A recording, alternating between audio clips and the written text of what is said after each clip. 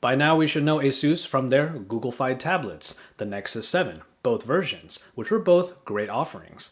However, ASUS doesn't stray away from creating tablets for the more budget-minded, and this is a great example. Hey, it's Josh Vergara from Android Authority. What's going on, everybody? And this is the ASUS MeMO Pad HD7.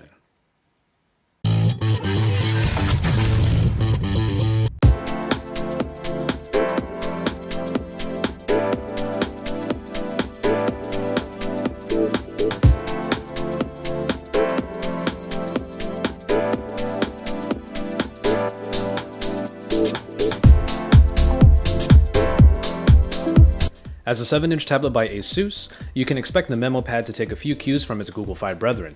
This is mostly true, but not for the latest version of the Nexus 7, however. This tablet can be best described as the fully plastic, slightly heftier version of the original Nexus 7 from 2012, right down to the button layout and the speaker grill found on the lower back. Plastic is the name of the game here, and while I wouldn't call it a poor build, you will pretty much get what you pay for.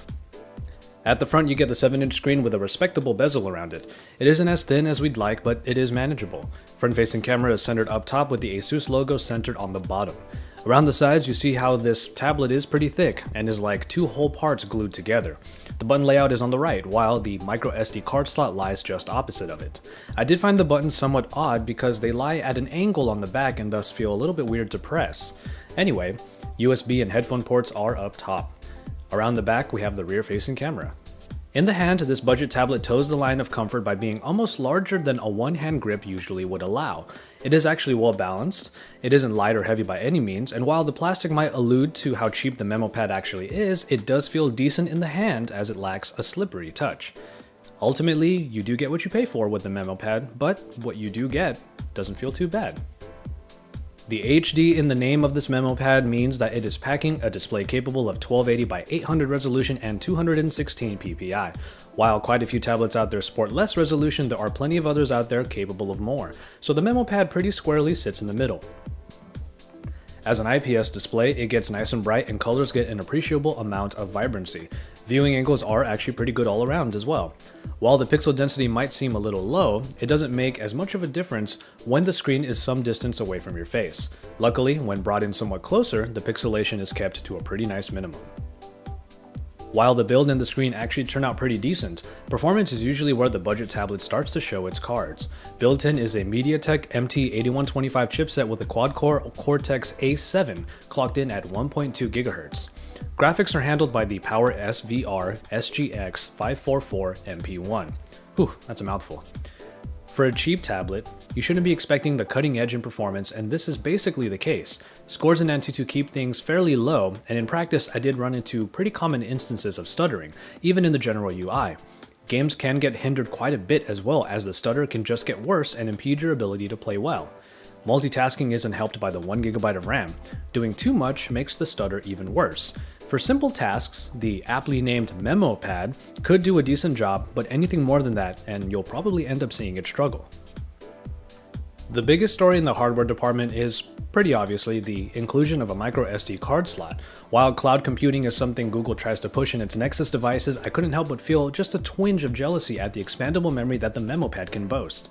Aside from that, however, you get the standard package here: Wi-Fi, Bluetooth 4.0, GPS, but no NFC. It's about as bare bones as you can get, so it makes some sense that ASUS would put in at least a micro SD card slot to sweeten the pot as much as it could.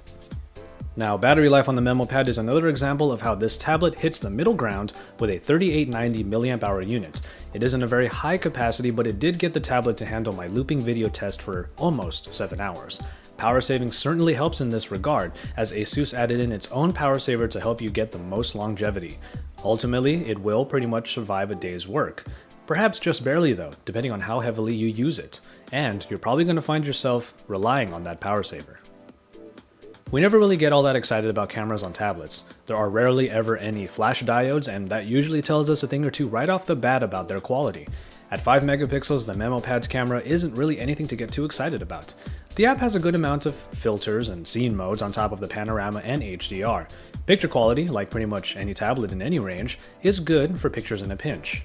Colors are a little muted and lack some vibrancy, while the sharpness leaves a little to be desired, especially in shots with some depth. Ultimately, this is what we should expect from a tablet, especially a cheaper one such as this. Now, ASUS didn't spare any expense in the software department, adding in a myriad of its own tweaks and extras.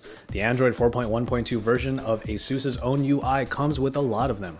Aside from the power saver already mentioned, built-in apps include a movie studio for editing recorded video, and even a couple ASUS-branded creative apps like Artist for drawing and Studio for gallery editing. The most glaring changes are in the general UI, like the power widget in the notification dropdown that gives access to some of the most used settings in a rather garish purple color. Hold the home button down and you'll get an arch of shortcuts that are customizable. And finally, an extra button on the left of the soft keys gives you access to small overlay apps that stay on top of anything you're already doing. You get a lot of tools, but I can't help but think that the sheer number of additions just further bogs down a tablet that is already struggling to perform well. And finally, as I've mentioned often already in this review, the ASUS MeMO Pad HD7 comes in at $150, a pretty great price for at least a decent tablet. And so, there you have it. That's exactly what this tablet is. Decent. No real advancements involved, and while on the outside it's pretty simple, ASUS certainly did all they could to enhance the user experience, but might have done more to just slow it down than anything.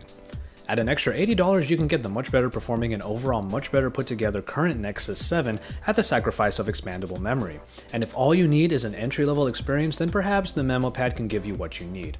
But putting down that extra money for the Nexus 7 could mean a tablet that will be able to keep up with the growing demands of Android users, something the MeMO Pad just might not be able to boast, even just a year from now. More importantly, you have to weigh the options of saving money or, quite simply, having a much better experience and time elsewhere. As always, thank you very much for watching, and if you liked the video, make sure you drop us a like down below. Don't forget to subscribe to the Android Authority channel because we have a lot of great content available already and in store for you. And once you're done with all of that, make sure you head over to androidauthority.com because we are your source for all things Android.